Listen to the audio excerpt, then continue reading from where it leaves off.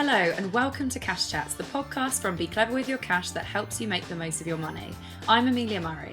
And I'm Andy Webb. Some of the stories we're looking at in Your Money this week include the return of Premier League and Championship football. Just how much is it going to cost you to watch? We're also going to look at these fast food deals. Why are there so many of them right now?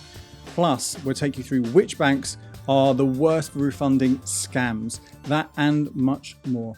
This is episode 407 of Cash Chats. So the big news for lots of people this weekend, Amelia, I'm sure you're really excited about this, is that the football season is starting again. The EFL, so Championship, League One, League Two, and some of the other leagues around the UK as well, they start this weekend. The Premier League the week after that. And you might be thinking, this is a money podcast, Andy. Why are you talking about football starting again? Well, obviously, there are a number of ways that this does apply to your pocket, particularly if you're buying tickets, and season tickets can be quite expensive. But I do want to quickly just touch on the cost of watching it on TV, because that's the way that most fans are going to keep in touch with their teams, aren't they, and watch stuff. And just a few points, some tips for you guys here to help you bring those costs down a little bit and not get stung by some very, very, very, very expensive subscription fees that are out there.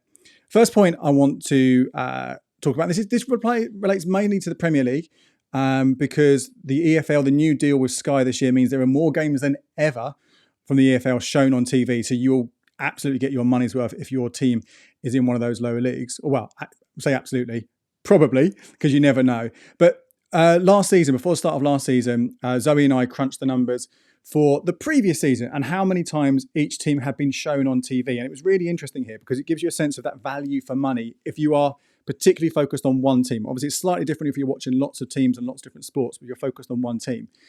We found that the teams at the bottom, the less popular ones, were shown just 5 or 6 times on Sky Sports, maybe 1 or 2 times on TNT Sports, versus the big teams, your Man Cities, your Liverpools, your Man Uniteds, where it was 18, 19, 20 times a season on Sky, plus another 5, 6 or 7 times on TNT Sports. So you're paying exactly the same amount of money, whether you support a team with loads of matches or a small number of matches. And that's not going to be great if you do support, like myself, I support Crystal Palace, put those absolutely in a smaller team that doesn't shown as much on TV, but you're paying so much more per match. So definitely, I would say if you support one that's not outside those big teams, really think about, before you sign up, whether you're willing to pay potentially, which could be, more than £100 per match effectively. That's what you'd be looking at if you're just going to watch those games, if that's worth it. You also, even if you are someone, you watch more sports, your team's shown a lot, you really need to be careful of a couple of things that you get with those big pay TV broadcasters. So one of them, obviously, is the long contract. If you're signing up now, whether you're a brand new customer or you're adding on Sky Sports or TNT Sports, but particularly with Sky Sports, they generally restart your contract. Now, if it's with Virgin Media, that's 18 months. You're starting again. You're tied in to all those different things, your broadband, the other TV bits for 18 months. With Sky, it's 24 months. So that's a long time, and things can change, obviously. You might not want to keep paying for this service for that time, but you've got no choice. You've got to. You might not want to be able to, the other parts of it, ditch those, all those things. You are tied in. You are locked into those services. And the other thing there as well is, linked into that, those additional services to get your Sky Sports or TNT Sports via those big providers, so Sky, Virgin and EE, you also have to take another package. You have to have their kind of entertainment package. And that has all the normal channels, and with Sky, they're bundling Netflix as well, which if you want them, and you probably think you do want them, that's not so bad. But do you actually need or want those? Particularly you think about normal Sky and Virgin viewing, the most channels people watch are your normal channels, which are free to air anyway. You don't need to pay for those. And you can watch those same Sky entertainment channels elsewhere with a service called Now, which you can pay for monthly as and when you want them, in the same way you could with Disney and all these other streaming services and Netflix, rather than be committed for, again, 18 or 24 months.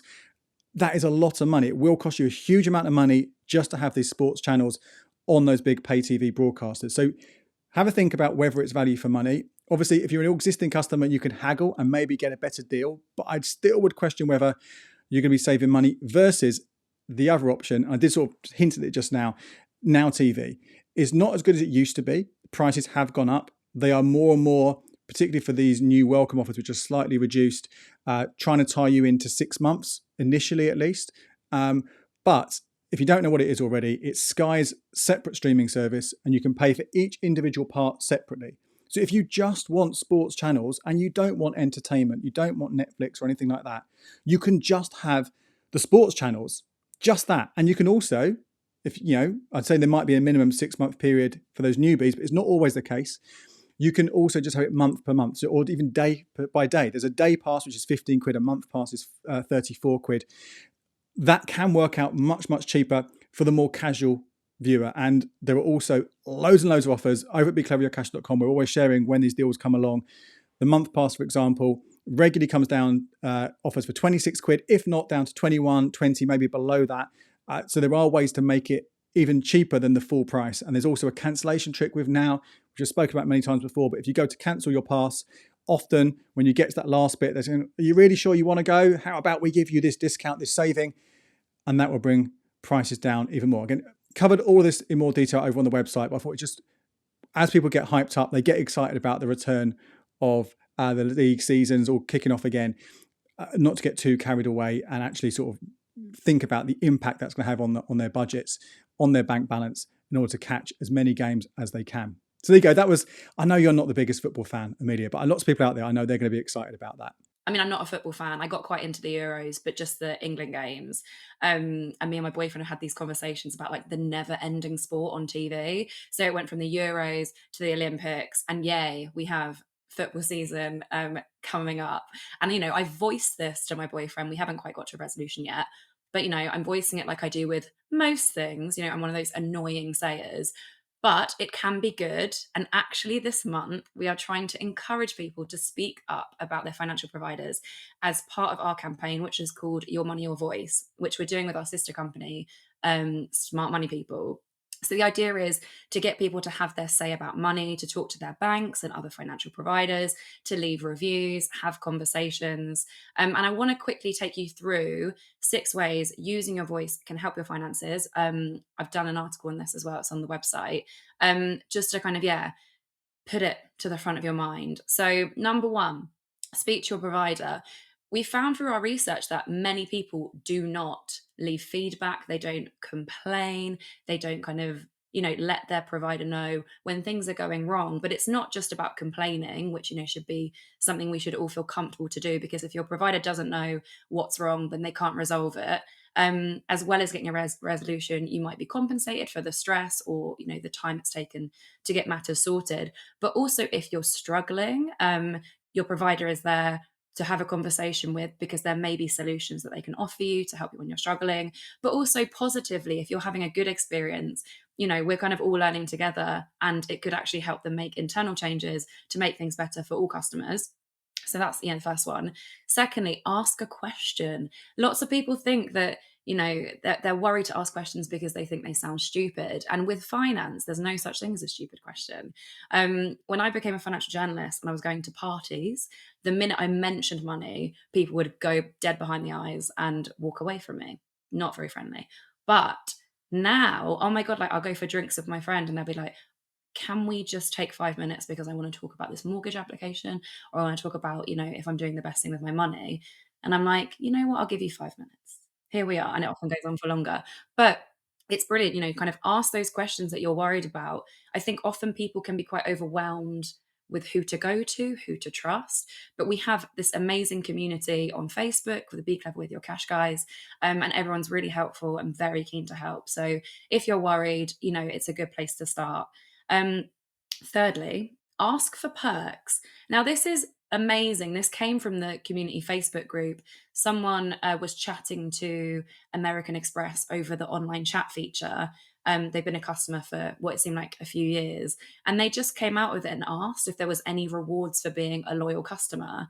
And Amex responded with, yeah, we can give you 1% extra cash back on the cash back that you're getting already, and we're just going to apply it to your account, which is amazing. So yeah, I think this is a lesson for all of us. Don't be afraid to ask for things. The worst that they can do is say no.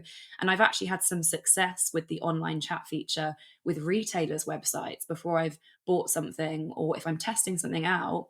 I did it on Nike years ago, just kind of asking like, oh, is there any deal that you can do for me? And it might be, a 10% discount or something, but it's always worth asking. Fourth, I think I'm on number four. Leave a review. So this is great because it's a very public facing forum. So for example, smart money people, it's especially looking at financial services. So banks, insurance companies, those kind of companies, and you're leaving these public reviews. Not only is it drawing attention to the experience that you've had, which is forcing the company to sit up and take notice, but it's also helping other customers make better financial decisions. So you're doing good for yourself and for other people, which is a win-win. Next, start a money conversation. People in the UK are terrible about talking about money, and it's really useful. Have a chat today, have a chat with, a loved one, a family member, your partner, your children. It's so good to kind of start these conversations to relieve any awkwardness. You can share a good experience. You can recommend a provider you've had a great time with.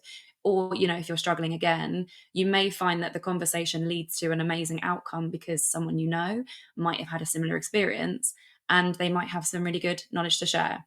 And then finally, now this isn't going to be for everyone. Have a financial date night, light those candles, get out the spreadsheets, have a glass of wine, do do what you want. But I mean, this is interesting. Like, I've actually chatted to couples who do this. So they put aside some time every month or kind of whatever interval suits your schedule, and they sit down, and it takes the form of whatever you want. So I know some couples who are like, they look over the month's outgoing. So it's more of a budgeting chat.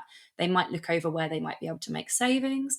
They might look over what they need to buy together, those kind of joint purchases, which they're planning for. You might want to talk about renovations in the house and where the money's going to come from. Or, you kind of might just want to talk about maybe more emotional things, like if you're saving enough, or if you're kind of where you need to be to reach the financial goals of the future. But yeah, it's really good. And, I think money in relationships can be so difficult. There's still a lot of shame about money. It causes a lot of arguments. There's a lot of judgment, especially if you have different approaches to money. Like, I mean, we didn't fall out about it, me and my boyfriend, but a while ago, just when we bought a house together, I realized that it was getting to me that my boyfriend would go to the pub and buy like everyone drinks. Everyone.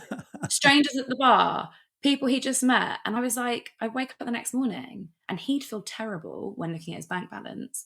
And I'd be like, it's your money, but are you taking money out of our future that you don't need to?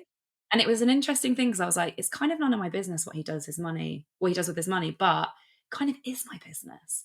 So yeah, we had to have a chat about his generosity at the pub. I'm like, are you ever going to see these people again? No. Then does it matter? No. So yeah, we're much better now. Anyway, that's my my success story for chatting about money and relationships. But yeah, so there's more information. We're going to be putting out more articles to kind of get people talking more about money. But yeah, so keep an eye on the newsletter and on socials. Yeah, absolutely. I mean, there's all of those things. They're really important because they can make such a difference. And, that's why, we often ask you guys what you think as well to share in the podcast. At the end of this episode, we've got a couple of things you shared that we'll let you know about, but we probably will be asking explicitly around this campaign, Your Money, Your Voice, to share some of your frustrations, but also some of the things you really love. So if you are already part of our Facebook group, please do keep an eye out for that post, because we'd love for you guys to contribute, and we'll potentially maybe even include them in an episode here on the pod. And also in terms of asking questions, just to give you a heads up, I'm doing an Ask Andy live on the YouTube channel and on Instagram this coming Monday at 7 p.m. So if you do want to join and ask me a question, then that is your best bet. That's the best way to do it. So the next story is sad news. It's another well-known high street brand that is going to be disappearing. Carpetright has gone into administration. Over 200 stores are going to close. 50 odd have been rescued, but under a different brand, although they have also kept the brand going, so you never know, they might stay under that name. But fundamentally, if you are someone who uses Carpetright, I know it's not a regular purchase, but you're using one, maybe you're waiting for a carpet to be delivered right now, then it's going to be potentially quite problematic, because Money Saving Expert is reporting that it's very unlikely existing orders are going to be fulfilled if the store is closing. If your store is remaining open under that new ownership, they don't know. I would imagine probably not, but I guess it depends if it's already in their warehouse ready to come out or something like that. We'll just have to see there. Now, if that's happening to you, and this is true for any situation where a service isn't delivered to you for whatever reason, often that is because a brand has gone bust. You have got a couple of routes you can go down. If you've paid by credit card, even if it's just a deposit, as long as your carpet was more than £100, you'll be able to claim under Section 75 of the Consumer Credit Act, which means going to your credit card company. So you don't have to faff around going via Carpetright. Just go to your credit card company and say, look, they're not delivering it. I want my money back. And they will do this. If you pay by debit card, it's slightly more complicated. It's something called chargeback. But again, potentially it's well worth pursuing that to see what you can do. The other thing that's happened, and again, this is true for any brand that is in trouble or goes under, gift cards are no longer valid. So whether your store carries on, the brand carries on under its new ownership online or whatever it might be, if you've got a gift card, it's now worthless, not worth a single penny.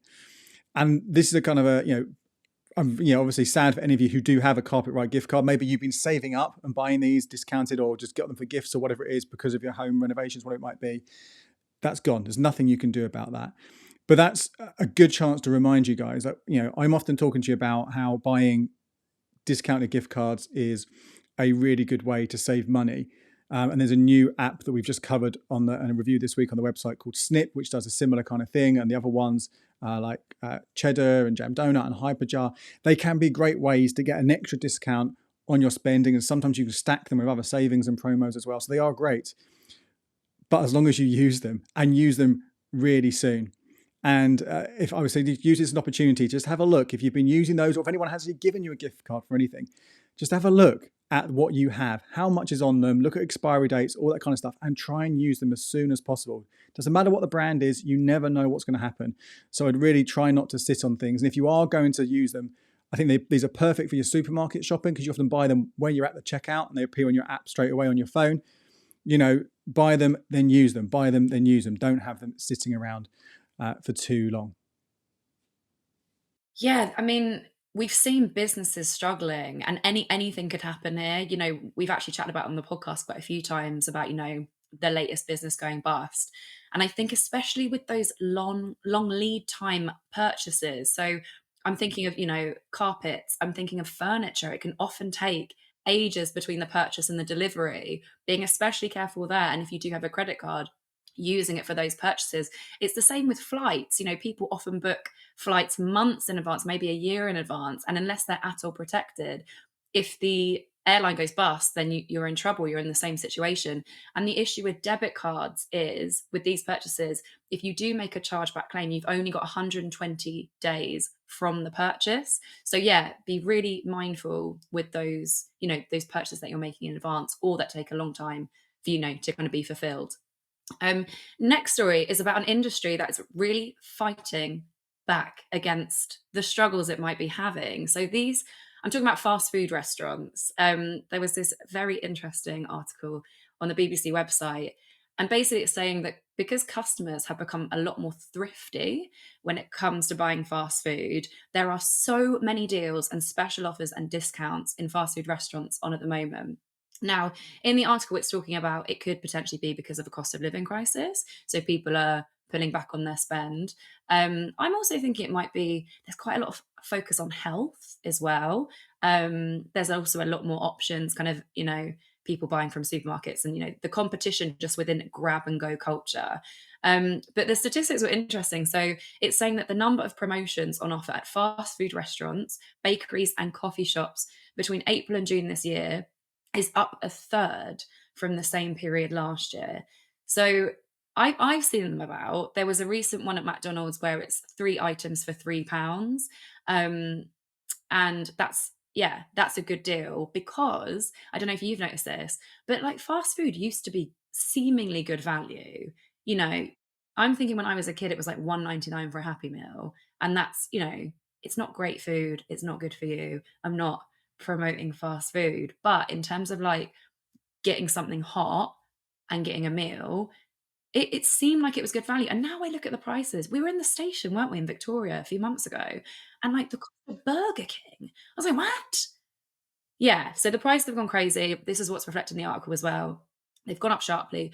Of course, like many businesses, the costs of the business have increased as well. Energy, materials, staff, we get it. But yeah, like the promotions are interesting. So McDonald's says it's introduced a breakfast deal in the spring to compete with Greg's because customers were saying that they wanted better value at breakfast.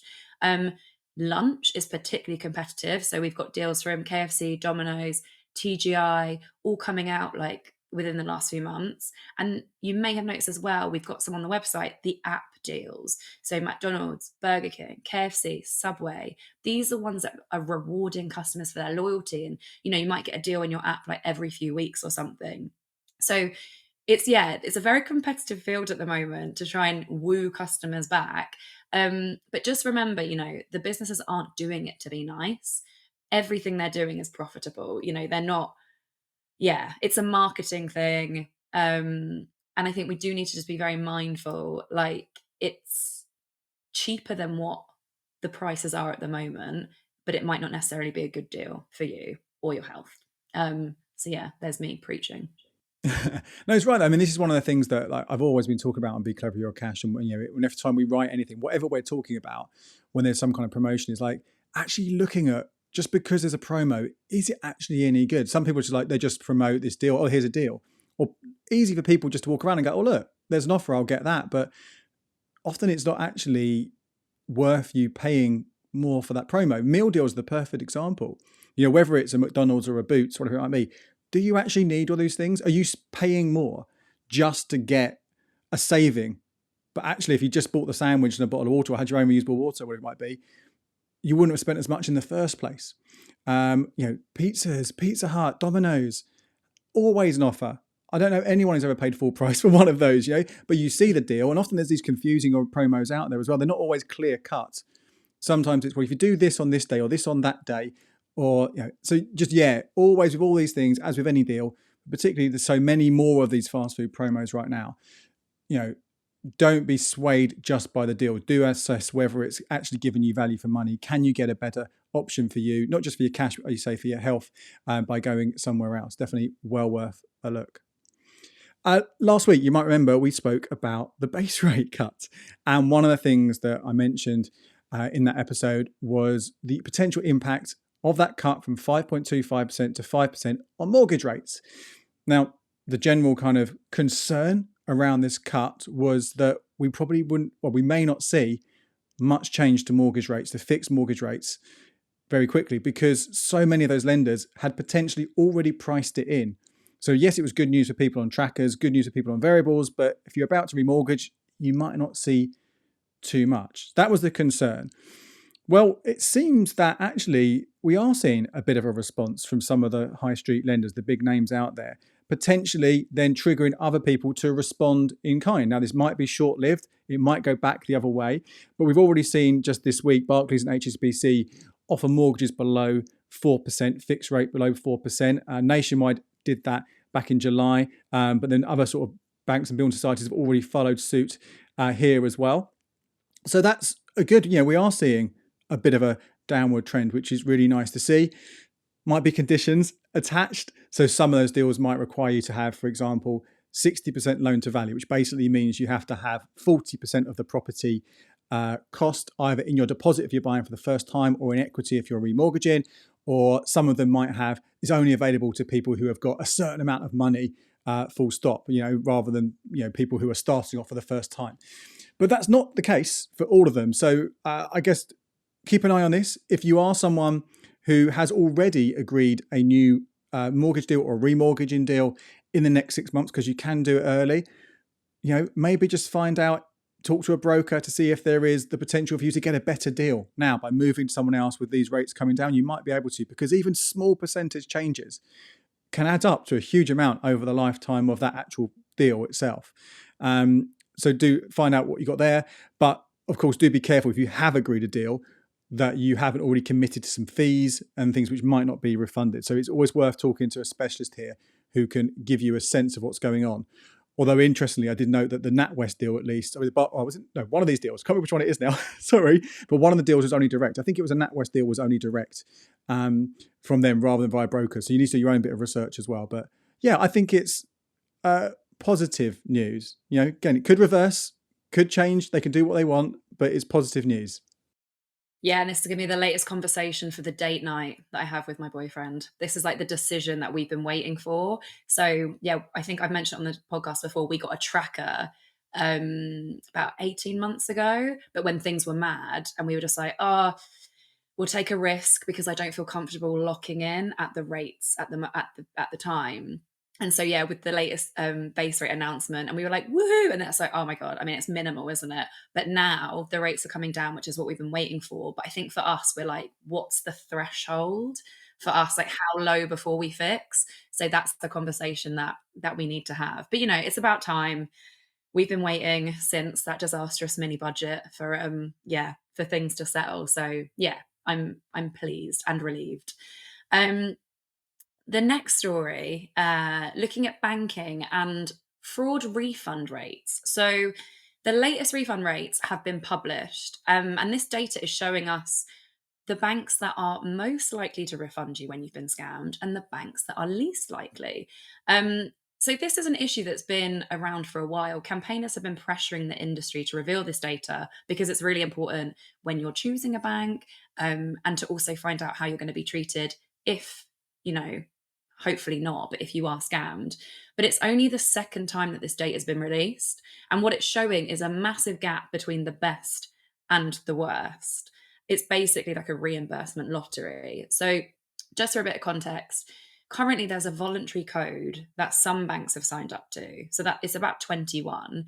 And this is promising fairer treatment for scam victims. And when we talk about scams, we're talking about, they're also known as authorized push payments. So this is where you are tricked into making the payment yourself. That could be because you've had a call from someone pretending to be your bank who's telling you to move money into a safe account because your account is compromised.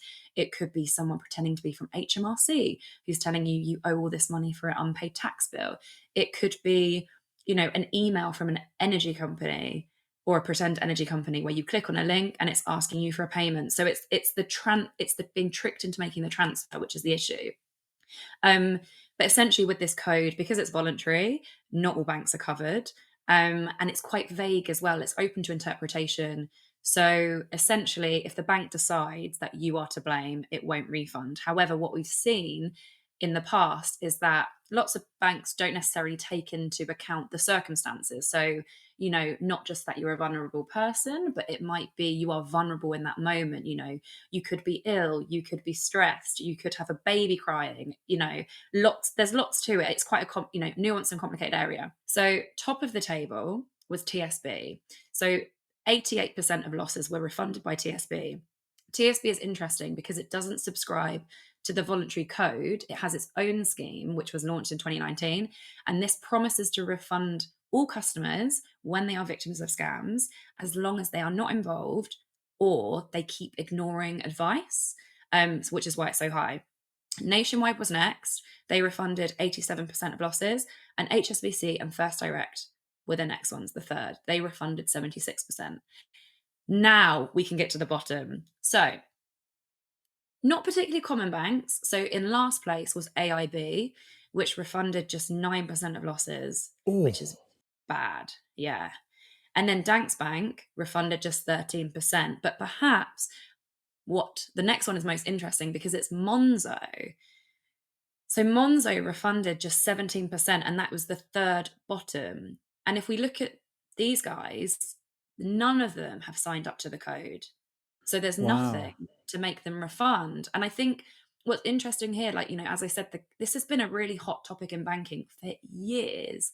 And what happened before the voluntary code was introduced was that if you made a transfer, if you were tricked into making this transfer, the banks would simply wash their hands of you. They were like, well, you pushed the button. It's nothing to do with us. And the conversation that arose from that was like, well, if they were tricked, surely there should be more protection here, as there is with debit card fraud or other types of fraud, which has forced the banks to put in better security because they are the ones who have to foot the bill. That's really interesting, particularly the Monzo thing. I wonder how much that is because they will probably claim that they do a lot more than other banks in all in terms of trying to stop fraud in the first place. And whether that's true or not, I imagine their argument would be, well, actually, we'd do so much more that could hope to stop these. If you do ignore these things, we'd give you all these warnings. We have these extra things coming into play. Like when you phone up, talk to them on the phone, I think you have to check the code and stuff that it actually is them, or that could be Starling. But I wonder how much of that is it. So they're saying actually, they don't sign up to it. They're putting the blame back on them, saying we gave you opportunities. Whereas some of the other banks, it might not be so clear cut, and that's no doubt why they're all trying to sort of cover their backs a little bit by adding in all these new initiatives. Because if they put that onus back on us, and they can prove that they've done that, then they might not have to pay at all. But things will be changing soon, can't they? Yeah, so the good news is we've got some new fraud rules coming in from October the 7th this year, which will hopefully improve these outcomes for customers. Because, instead of being voluntary, they are mandatory. But I've actually explored all of this in an article on the website. So it's bank fraud refunds, what are your rights? And I kind of go through everything you could possibly need and want about fraud. But on the banking front, I also just want to mention this new initiative from Nationwide. I mean, they're a building society, but within the banking world, it's just launched these dementia nurse clinics in more than 200 branches to specially support customers who have dementia with their finances and their health. So they're known as Admiral nurses. They're also available over the phone. So I think this is amazing. And I think it really gives us new vision about how useful branches are to people. They're closing down all over the shop, and I think the idea of utilizing them in different ways for the people who do rely on them is really something that the industry should be focusing on. And I was talking to Yorkshire Building Society the other day, and they have an initiative where they have citizens advice staff in 45 of their branches once a week to help people with like benefits claims and getting refunds and, kind of general money support, which I think, the rest of the industry could kind of take note of.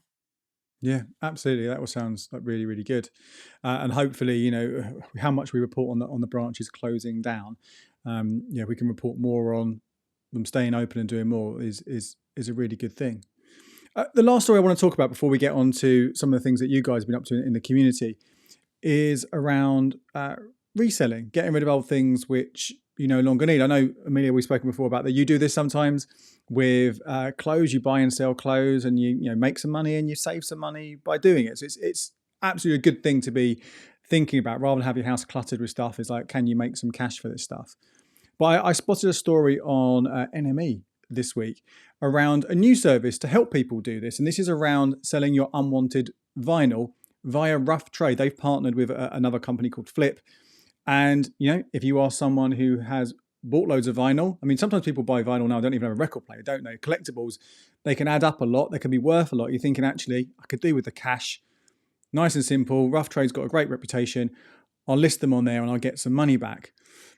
That's in theory, how it sounds, right? In practice, according to this NME article, music fans have not reacted in a positive way, saying that the amount that they are offering is just drastically lower than the actual worth of these records.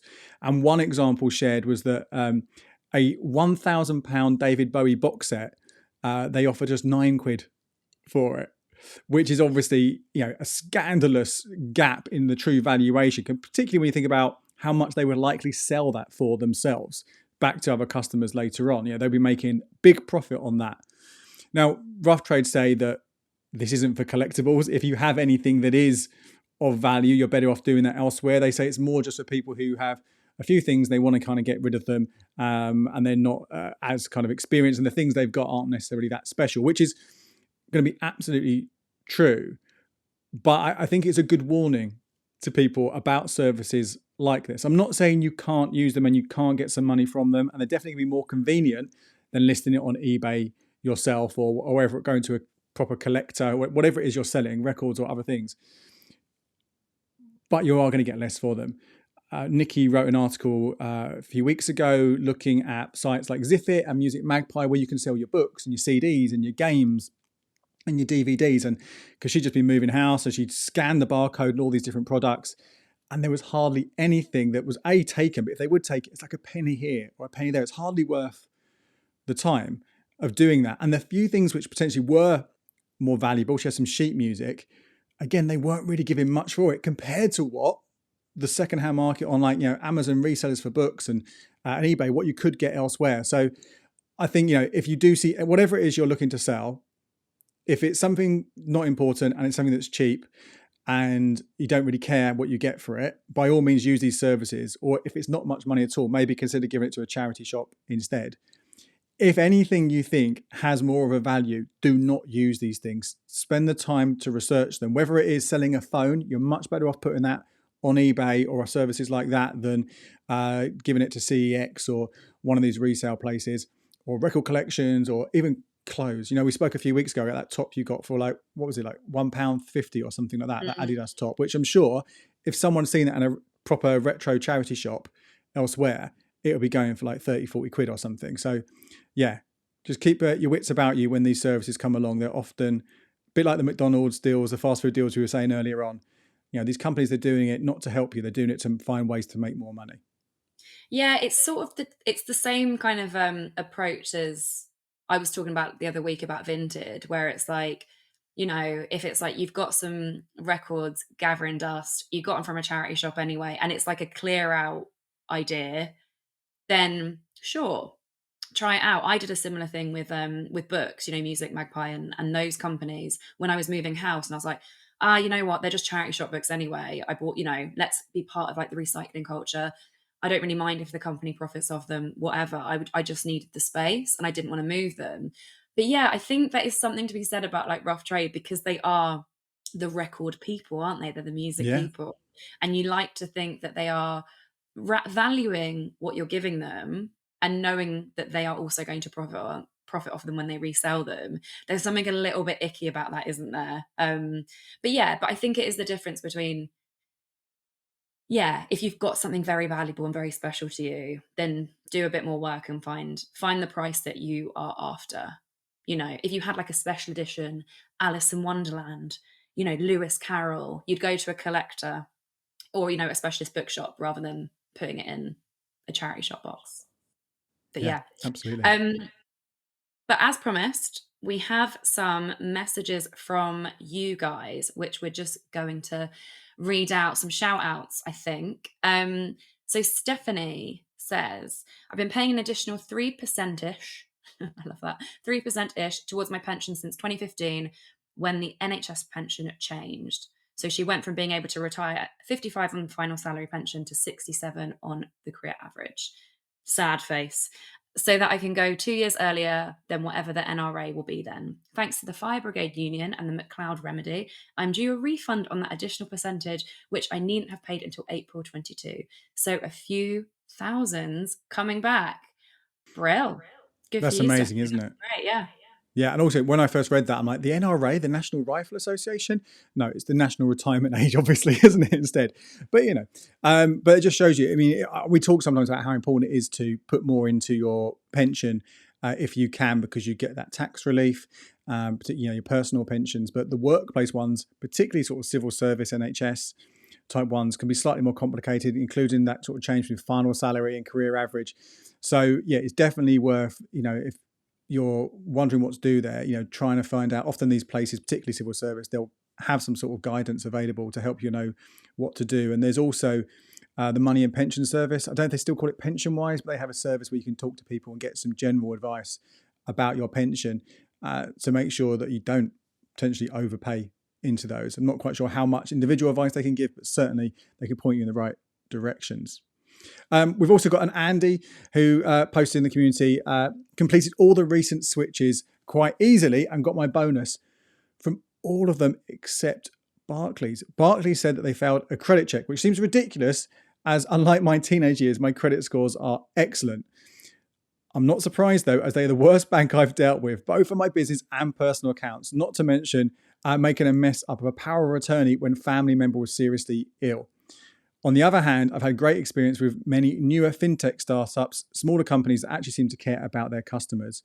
And this is obviously a shame that Andy's missed out on this Barclays switch. A few of you have been shared. You've had technical issues applying for this actually as well. But what I thought was a good one to share this one as well, because this goes back to what you were saying earlier on, Amelia, about your 6 ways your money, your voice can help you with your finances. And we talked about there, one of those was sharing your opinion, didn't we? And this is great. So yeah, people have different experiences. Some people have had very good experiences with Barclays, I'm sure, and bad experiences elsewhere. But, it's all useful information for other people deciding what they want to do. So yeah, please do carry on letting us what you think about your experiences, good and bad. And we'll try and give you those shout outs here on the pod each week. And that's it for this week. So thank you all for joining us. If you want to read the articles we've spoken about today, you can find them at becleverwithyourcash.com or in the show notes.